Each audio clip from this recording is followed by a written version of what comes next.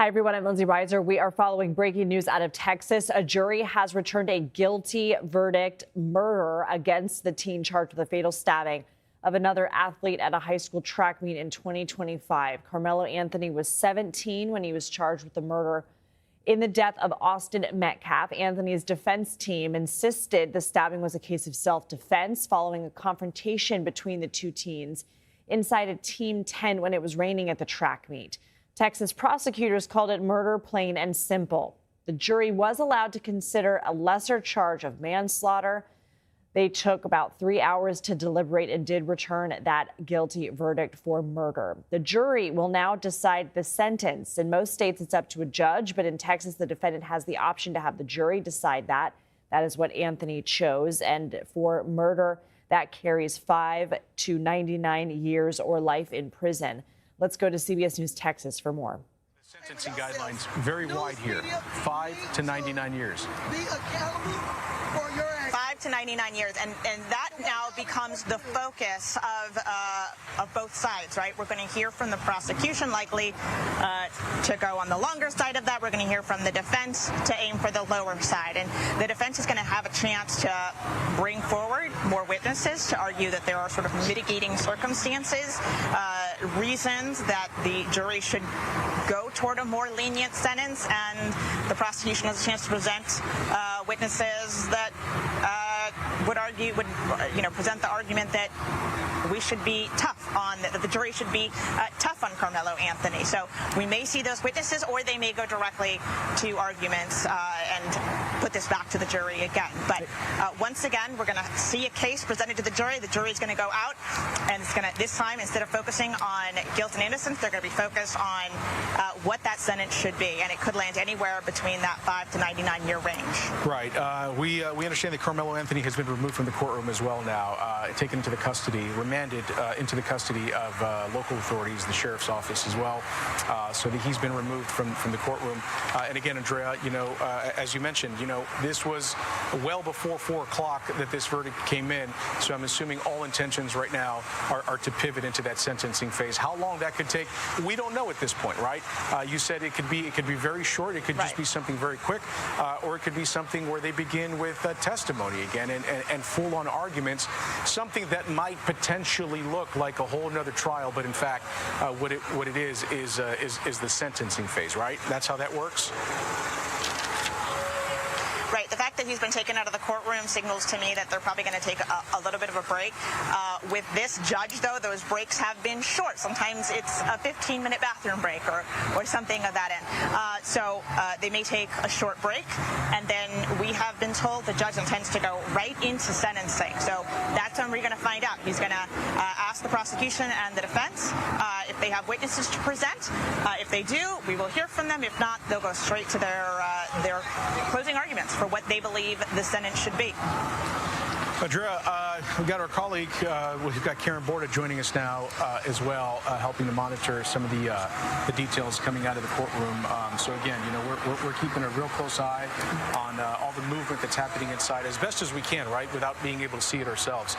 But out there, we can tell you from the live video that we're seeing from the helicopter, there seems to be a lot of movement there on the grounds right around where you are.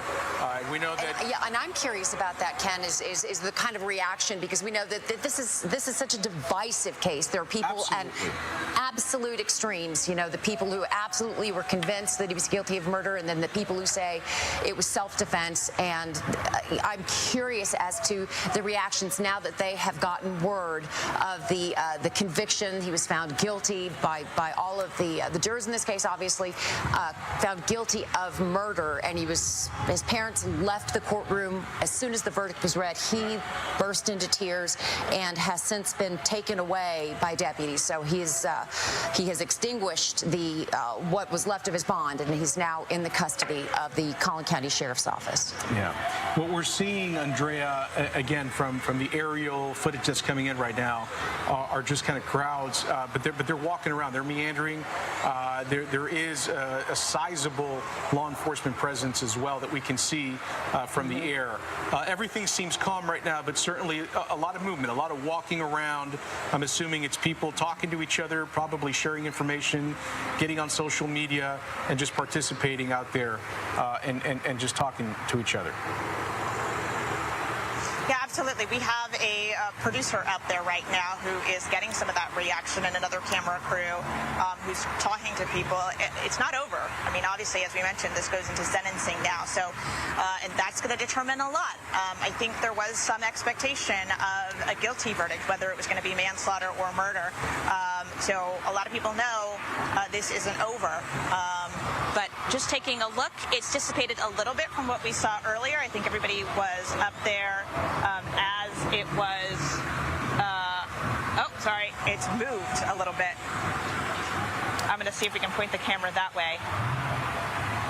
It's all moving to the side of the courthouse. Now, throughout all of this, I think I've mentioned the courthouse has been blocked off from anybody recording. We haven't been allowed even on the steps right there, and a lot of people in the crowd are recording, and so they, because of that, are restricted from going onto the courthouse steps. That's why you don't see them up there. They're even blocked from entering under the little portico right there, the little covered area, and so you see them all gathered just outside that right there. And so we do have another crew up front. They are talking to people who are up there getting their reaction, but I think everybody is aware that this isn't over. We still have sentencing, and as you mentioned, with such a wide range, it's going to be a big difference depending on whether we see a 5-year sentence, a 99-year sentence, or really anything in between. Andrea, in cases like this, the defendants, they have a choice, right, to have either a judge offer the sentence or a jury offer that sentence if they're found guilty. In this case, Karmelo Anthony has been found guilty of murder. You said earlier that he had opted for a jury, right, to offer the sentencing? He did. He chose to have the jury determine his sentence. Presumably, he felt like a jury would be more sympathetic than the judge in his circumstances.